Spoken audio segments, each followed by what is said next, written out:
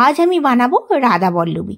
যে কোনো পুজোতে, যেমন আমাদের দুর্গা পুজোতে বেশিরভাগ আমরা অষ্টমীর দিন কিংবা যে কোনো অকেশনে আমরা কিন্তু এই রাধা বল্লভীটা বানিয়ে রাখি। আপনারা যে কোনো সময় আপনারা বানিয়ে নিতে পারেন। এই রাধা বল্লভীর সাথে আলুর দম দারুণ লাগে। আচ্ছা, প্রথমে আমি এখানে 2 বাটি, মানে ছোটো ছোটো 2 বাটি মানে বিউলির ডাল আমি ভিজিয়ে রেখেছিলাম। সারা রাতে আমি ভিজিয়ে রেখেছিলাম 7-8 ঘন্টা। আপনাদের কাছে যদি সময় না থাকে আপনারা সকালবেলাও 4 থেকে 5 ঘন্টা ভিজিয়ে নিতে পারেন, মানে একটুখানি গরম জলে ভিজিয়ে নিতে পারেন। আচ্ছা, এরপর আমি ডালটাকে কি করব, পেস্ট করে নেব। আর মিক্সারটা ছোট আছে বলে আমি 2 খেপে এই ডালটা ভালো করে পেস্ট করে নেব। আচ্ছা, অল্প করে আমি জল দিয়ে দেবো। জলটা কিন্তু একটু বুঝেই দেবেন, বেশি জল দিলে কিন্তু পাতলা হয়ে গেলে কিন্তু ব্যাটারটা বেশি পাতলা হয়ে যাবে। একবার আমি পেস্ট করে নিয়েছি, আর মিক্সারটা ছোট আছে বলে দ্বিতীয়বার আমি বাকিগুলোকে দিয়ে দিলাম ডালগুলোকে। আপনারা আপনাদের হিসাব অনুযায়ী ডাল দেবেন। আমি তো 2 বাটি ডাল দিয়েছি। আচ্ছা, ভালো করে পেস্ট করে নিয়েছি। আমি পেস্ট করার সময় কিন্তু 4 চামচ জল দিয়ে দিয়েছি। আচ্ছা, এবার আমি এর একটা মশলা তৈরি করব। 2 চামচ দিয়ে দেবো জিরে, আর দিয়ে দেবো 2 চামচ মৌরি। জিরে আর মৌরি গন্ধটা দারুণ লাগে, অবশ্যই দেবেন।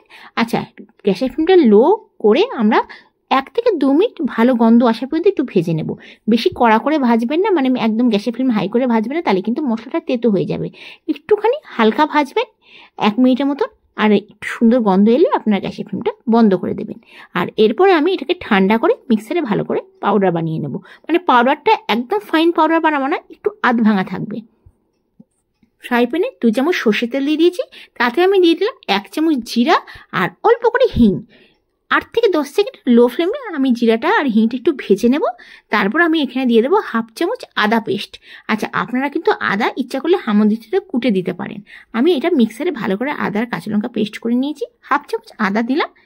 আদাটা দেওয়ার পর 8 থেকে 10 সেকেন্ড লো ফ্লেমে একটুখানি ভেজে নেব। কাঁচা ভাব থাকা, মানে কাঁচা ভাবটা চলে যাওয়া পর্যন্ত আমরা এটাকে ভেজে নেব। তারপরে দিয়ে দিলাম ফ্রাই প্যানে 2 চামচ জল। একটুখানি মশলা লেগে যাচ্ছিলো, জল দিয়ে দিলাম। জলটা দেওয়ার পরে আমি কি করলাম, এই যে উড়দ ডালটা মানে বিউলির ডালটা আমি যে পেস্ট করে রেখেছি সেই বিউলির ডালটা আমি দিয়ে দিলাম। গ্যাসের ফ্লেম কিন্তু লো রাখবো।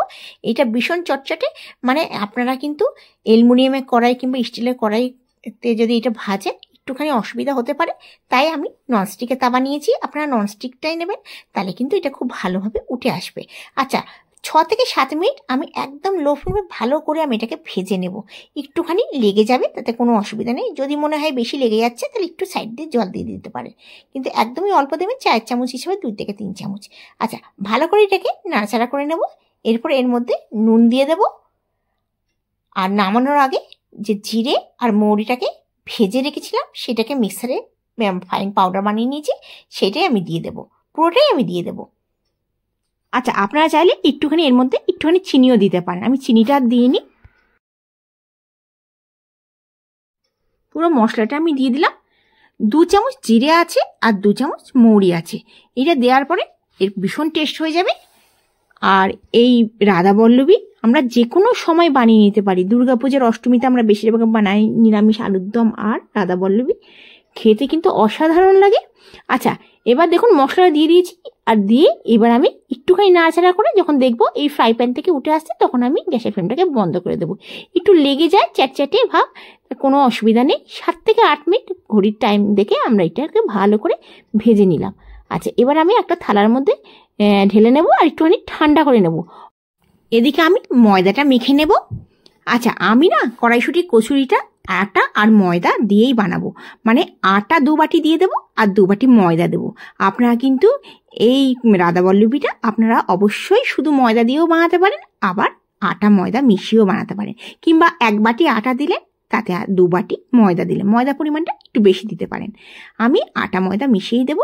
আচ্ছা, একটু করে আমি নুন দিয়ে দেবো আটা ময়দার মধ্যে। আর আমি দেবো অবশ্যই ঘি।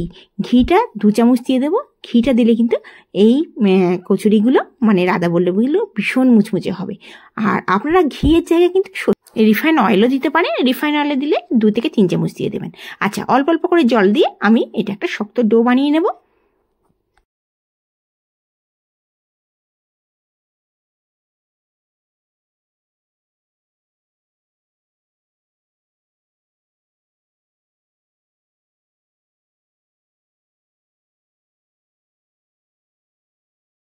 আচ্ছা, মাখাটা হয়ে গেছে।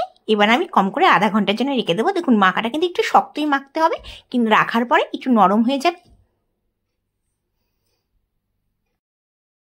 আধা ঘন্টা হয়ে গেছে। আচ্ছা আমি এবার কি করব, এবার আমি রুটির সাইজে আমি মানে রাধাবল্লভীগুলো বানাবো।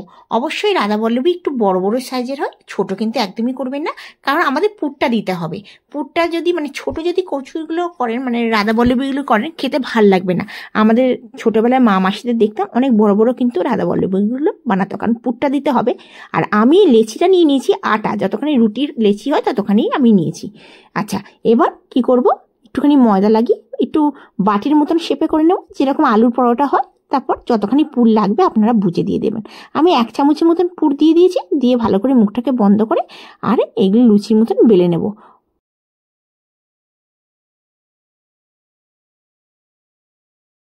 দেখুন আমি পুরটা দিয়ে দিচ্ছি, দিয়ে ভালো করে মুখটাকে বন্ধ করে দেবো। অবশ্যই ভালো করে একটু চিপে মুখটাকে বন্ধ করে দেবো, নালে কি হবে বেলার সময় কিন্তু এটা খুলে যেতে পারে। এই রাধাবল্লভীর নাম শুনলেই কিন্তু মুখ দিয়ে জল এসে যায়, খেতে তো অসাধারণ লাগে। আপনারা যে কোনো সময় ঘরেতে বানিয়ে নিতে পারেন। আমাদের দুর্গাপুজোর সময় অষ্টমীর দিনে মায়েরা বানাতো এই রাধাবল্লভী, ঘরে ঘরেই রাধাবল্লভী হয়। রাধাবল্লীর নাম শুনলেই এত ভাল লাগে মনটা, যে কোনো সময় আপনারা বানিয়ে নিতে পারেন। আর এর সাথে আলুর দম হলে তো কথাই নেই, নিরামিষ আলুর দম ভীষণ ভাল লাগে। কিংবা ছোট ছোট যে শীতকালে যে আলু পাওয়া যায়, ওরকম ছোট ছোট আলু দিয়েও আলুর দম করতে পারে, তাতে মটরশুঁটি দিয়ে খুব ভাল লাগে। আচ্ছা দেখুন আমি পুরটা ভরে মোটামুটি বেলে নিয়েছি, সবগুলো বেলে নেব। বেলে নিয়ে আমি রিফাইন অয়েলেতে ভেজে নেব।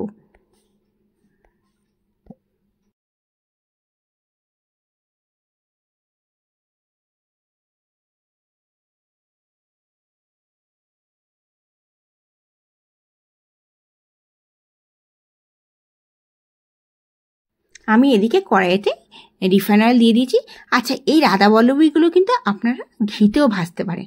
গ্যাসের ফ্লেমটা হাই করে আমি এই রাধাবল্লভীগুলো ভেজে নেব। আপনাদের যদি আজকের ভিডিওটা ভালো লেগে থাকে অবশ্যই লাইক করবেন, বন্ধুবান্ধবের কাছে শেয়ার করবেন আমার চ্যানেলটিকে। আর যদি আপনাদের আমার ভিডিওগুলো ভালো লাগে অবশ্যই সাবস্ক্রাইব করার অনুরোধ রইল। আপনারা কোথা থেকে আমার ভিডিওটা দেখছেন অবশ্যই জানালে আমি খুশি হব। আমি তো আগ্রা থেকে ভিডিওটা আপনাদের জন্য বানাচ্ছি।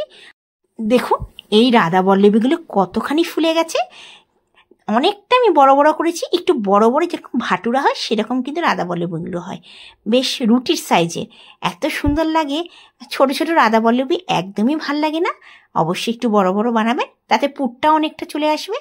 একদম গ্যাসের ফ্লেমটা হাই করে আমি ভেজে নেব এই রাধাবল্লভীগুলো। গ্যাসের ফ্লেম কিন্তু একদম হাইতেই ভাজবেন, লো করতে যাবেন না। দেখুন ভীষণ এগুলো মচমচে হবে, ঘি দেওয়ার কারণে ভীষণ মচমচে হবে। আর এইগুলো রেখে 1-2 দিন আপনারা খেতে পারবেন, কোনো মানে লুচি কচুরি এগুলো কিন্তু খারাপ হয় না, এগুলো কিন্তু অনেক দিন পর্যন্ত রেখে খাওয়া যায়। আর যাদের ঘরেতে মাইক্রোওয়েভ আছে তারা তো এটা বানিয়ে যখন খেতে ইচ্ছে হবে এটা গরম করে খাবেন, দারুণ লাগে। দেখুন এই রাধাবল্লভীর সাথে নিরামিষ আলুর দম দারুণ লাগে। আমি আজ খুব সহজেই বানিয়ে নিলাম রাধাবল্লভী।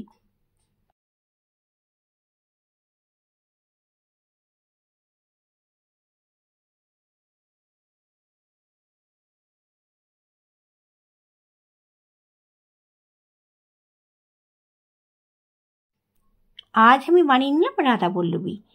আপনাদের এই ভিডিওটা কেমন লাগলো অবশ্যই জানাবেন। যদি ভালো লেগে থাকে নিজেরাও ঘরেতে বানাবেন, নিজেরাও খাবেন, বাচ্চাদেরকে খাবেন।